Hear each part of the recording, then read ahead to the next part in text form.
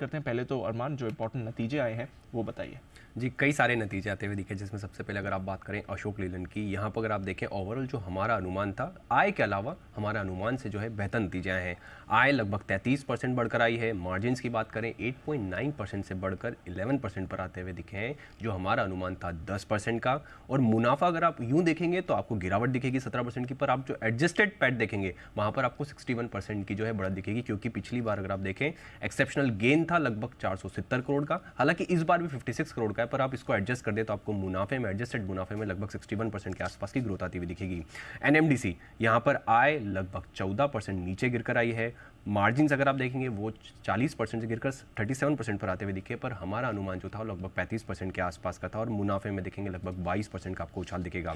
Dixon की बात करें तो वहाँ पर आय लगभग 4% बढ़ी है। मार्जिन्स जो है, मार्जिन्स भी थोड़े इंप्रूव हो गए हैं। ग्रॉस मार्जिन्स की बात कर रहा हूँ मैं, 9.2% से बढ़कर 10.2% पर आए हैं। और नॉर्मल इबिटा मार्जिन्स की बात करें वहाँ पर भी इंप्रूवमेंट है, 4% से बढ़कर 5% पर के आसपास आते हुए दिखे हैं, जो कि हमारा अनुमान 4.6% के आसपास का था। बायोकॉन जो हमारा अनुमान था उससे बेहतर नतीजे आए हैं। आय 57% बढ़कर आई है। मार्जिन्स 24.6% से बढ़कर 26% पर आते हुए दिखे हैं, और हमारा अनुमान जो था वो 23% का था। हमारा अनुमान मार्जिन्स को गिरावट का था, और उसके अगर आप कंपैरिजन में देखें तो मार्जिन्स बढ़कर 26% पर आते हुए दिखे हैं।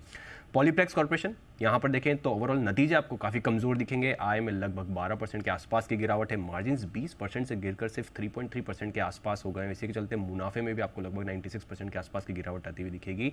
पर खबर ये भी आती हुई दिखेगी, प्रमोटर जो है वो लगभग 24.3% अपनी हिस्सेदारी एजीपी होल्डको लिमिटेड को 1380 करोड़ में बेचेंगे। अगर आप उस हिसाब से कैलकुलेशन करके देखें तो लगभग 1810 के भाव पर जो है ये शेयर प्राइस आता है, जो कि अगर आप मौजूदा भाव देखेंगे तो वहाँ से लगभग 19% प्रीमियम पर है। और अगर आप इनका ओवरऑल अगर बैक स्ट्रक्चर देखेंगे तो ये जो कंपनी है एजीपी होल्डको लिमिटेड, वो एल गुरियर पेट्रोकेमिकल्स एलएलसी की जो है ग्रुप कंपनी है, और उस ग्रुप कंपनी का एक कारोबार जो है वो बीओपीपी का कारोबार भी है, जो पॉलीप्लेक्स कंपनी का भी कारोबार है।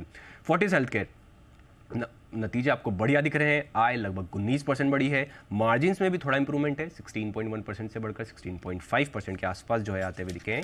और अगर मुनाफे में देखेंगे, मुनाफे में भी 59% के आसपास का उछाल है। हालांकि अगर आप देखें तो इस तिमाही में उनको लगभग 11 करोड़ का एक्सेप्शनल मुनाफा भी है, वो भी हटा दें फिर भी आपको नतीजे बढ़िया ही दिख रहे हैं। अमर राजा बैटरीज यहाँ पर नतीजे बढ़िया दिख रहे हैं। आय लगभग 11% बढ़ी है। मार्जिन्स में भी इंप्रूवमेंट है, 10.1% से बढ़कर 13.8% के आसपास आए हैं, और मुनाफे में भी लगभग 41% के आसपास का उछाल दिखेगा।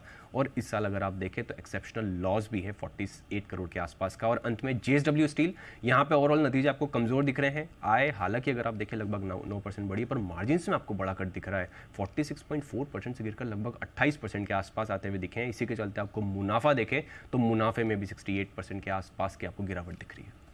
ओके, तो ये हैं आपके लिए कुछ इंपॉर्टेंट नतीजे। जेएसडब्ल्यू एनर्जी के नतीजे आए, ना कि जेएसडब्ल्यू स्टील के ऑलरेडी नतीजे आ चुके थे, जिस पर आपको करना है फोकस। और पॉलीप्लेक्स की डील फाइनली हो गई है इतने समय के बाद, जब एक्सपेक्टेड था। और दुबई की एक कंपनी को उन्होंने स्टेक बेचा, तो चलिए ये इंटरेस्टिंग रहेगा। पॉलीप्लेक्स पर आज स्पेशली रखिए आप नज़र। बट और कौन सी खबरें अरमान, और आज के लिए कौन से ट्रिगर्स हैं इंपॉर्टेंट? जी, आज भी कुछ नतीजे हैं, जिसमें अगर आप निफ्टी में बात करें तो हिंडाल्को इंडस्ट्रीज़ के नतीजे हैं। एफएनओ में क्यूमिंस, नाल्को, इंडिया सीमेंट्स के नतीजे आते हुए दिखेंगे। आज हमारे जो आरबीआई गवर्नर साहब हैं वो सीआई के एनुअल सेशन में संबोधित करते हुए दिखेंगे। कोल्टे पाटिल डेवलपर्स पर आपको ध्यान रखना है, क्योंकि बोर्ड बैठक में नतीजों के साथ साथ फंड जुटाने पर विचार किया जाएगा। और आंध्रा सीमेंट जो ट्रेड टू ट्रेड सेगमेंट से रोलिंग सेगमेंट में जो है वो ट्रांसफर होता हुआ दिखेगा। खबरों पर आ जाते हैं। खबरों में श्रीराम प्रॉपर्टीज़ पर ध्यान रखें, क्योंकि चेन्नई में इन्होंने एक नए प्रोजेक्ट का अधिग्रहण किया है। इनकी सब्सिडरी के जरिए लगभग 100% डेवलपमेंट राइट्स जो है उस प्रोजेक्ट के अधिग्रहण किया है। और उसमें बताया ये भी जा रहा है कि जो प्रोजेक्ट है उससे कंपनी में 5 साल में लगभग 1200 करोड़ की जो है आय की उम्मीद है। एनआरबी बियरिंग्स और ओबेरॉय रियल्टी दोनों पर ध्यान रखना है। क्यों? क्योंकि ओबेरॉय रियल्टी को लगभग 25,700 स्क्वायर मीटर ज़मीन जो है बेचने के लिए करार किया गया है, और ये एमओयू हस्ताक्षर के लगभग 120 दिन के जो ट्रांजैक्शन में पूरा किया जाएगा। स्पाइस जेट, इनके पायलट्स की जो सैलरी बढ़ाई है, सैलरी बढ़ाकर अब 7.5 लाख प्रति माह जो है कर दी गई है।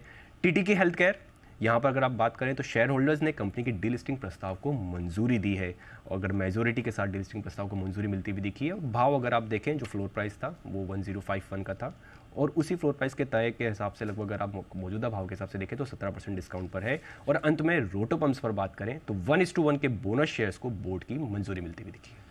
बिल्कुल, तो ये हैं आपके लिए कुछ और इंपॉर्टेंट खबरें, इंपॉर्टेंट कॉर्पोरेट डेवलपमेंट्स भी हुए हैं। शुक्रिया अरमान, ये सारी खबरें हमें बताने के लिए।